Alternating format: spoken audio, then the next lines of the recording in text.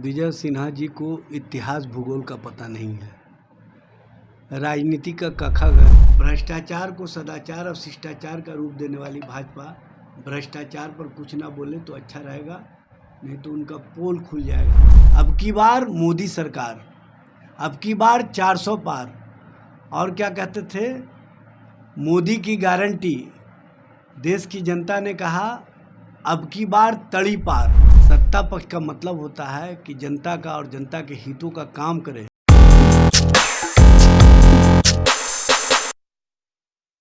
नमस्कार, मैं रमणी साहब देख रहे हैं निष्कर्ष भारत।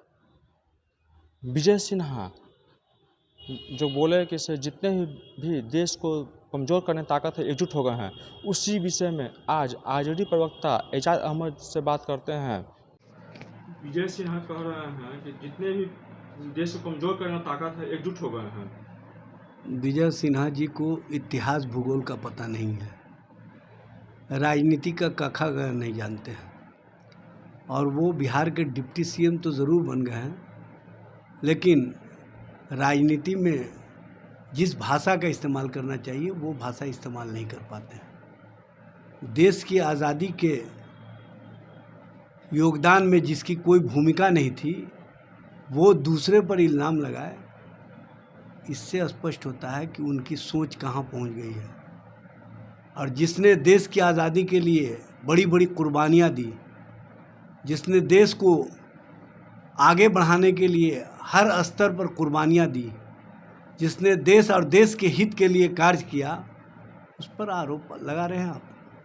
विपक्ष का मतलब ये नहीं होता है कि सत्ता पक्ष उसको इल्ज़ामों में खड़ा करे। सत्ता पक्ष का मतलब होता है कि जनता का और जनता के हितों का काम करे। विपक्ष पर इल्ज़ाम लगाना सत्ता पक्ष का काम नहीं होता है। लोकतंत्र में विपक्ष का काम होता है सत्ता पक्ष को आईना दिखाना, और सत्ता पक्ष जब आईना में अपना चेहरा देखती है तो उसको समझ में आ जाता है कि हमने गड़बड़ किया है। तो उस गड़बड़ी को छुपाने के लिए, जनता में भ्रमित करने के लिए, जनता को धोखा देने के लिए वो विपक्ष पर ही इल्ज़ाम लगा देते हैं। इस तरह की राजनीति जो विजय सिन्हा जी कर रहे हैं या अन्य लोग कर रहे हैं, सबसे पहले अपने गिरेबान में झांक लें। और जहाँ तक वो मैंडेट की बात बोल रहे हैं, जनादेश उनको नहीं मिला है। प्रधानमंत्री नरेंद्र मोदी को जनादेश नहीं मिला है, भारतीय जनता पार्टी को जनादेश नहीं मिला है। प्रधानमंत्री जी चुनावी सभाओं में क्या कहते थे, अब की बार मोदी सरकार, अब की बार 400 पार। और क्या कहते थे, मोदी की गारंटी। देश की जनता ने कहा अब की बार तड़ी पार। देश की जनता ने कहा अब की बार नहीं चलेगी मोदी सरकार। देश की जनता ने क्या कहा, मोदी की गारंटी को हम रिजेक्ट करते हैं। मोदी की गारंटी में जनता और जनता का हित नहीं है। इस तरह की राजनीति करने वाली भारतीय जनता पार्टी और भारतीय जनता पार्टी के लोग जब बेनकाब हो गए, जनता ने मैंडेट से उनको दूर रखा, तब जो 10 वर्षों तक एक दिन भी एनडीए नाम अपने मुंह पर नहीं लाया था, जैसे ही परिणाम सामने आया एनडीए रटना शुरू किए। दोहरी राजनीति, दोहरी सोच और सत्ता में किसी भी तरह से बने रहने के लिए जो खेल खेला गया, उस खेल को देश की जनता स्वीकार करने के लिए तैयार नहीं है। और समझ रहे हैं कि हम सत्ता तो हासिल कर लिए हैं, लेकिन लंगड़ी और बैसाखी सरकार सत्ता ज़्यादा दिन लेकर के नहीं चल सकती है, क्योंकि यहाँ पर स्वार्थ टकराएगा। और जो स्वार्थी हैं सब इकट्ठा हो गए। तब स्वार्थी और लोभी जब इकट्ठा हो जाते हैं तो कहीं ना कहीं टकराहट होता है, और इस टकराहट का परिणाम देश की जनता को भुगतना होगा, देश के लोगों को भुगतना होगा, और अंततः उन लोगों को भी भुगतना होगा जो सत्ता में किसी भी स्थिति और परिस्थिति में आ तो गए हैं, लेकिन सत्ता का सुख नहीं भोग पाएंगे। वो ये भी बोल रहे हैं कि जितना भ्रष्टाचारी है एकजुट होकर प्रधानमंत्री हटाना चाह रहे थे, लेकिन प्रधानमंत्री नहीं हटे। भाई, भ्रष्टाचार को सदाचार और शिष्टाचार का रूप दिया भारतीय जनता पार्टी। अजीत पवार के संबंध में प्रधानमंत्री ने कहा कि देश का सबसे बड़ा भ्रष्टाचारी, उसको सप्लीमेंट्री चार्जशीट में आपने बाहर किया। पटेल को आपने बाहर किया। आपने अशोक चौहान के संबंध में कहा था कि घोटाले में भी आदर्श होते हैं, उसी आदर्शवादी को आपने राज्यसभा सदस्य भेजा।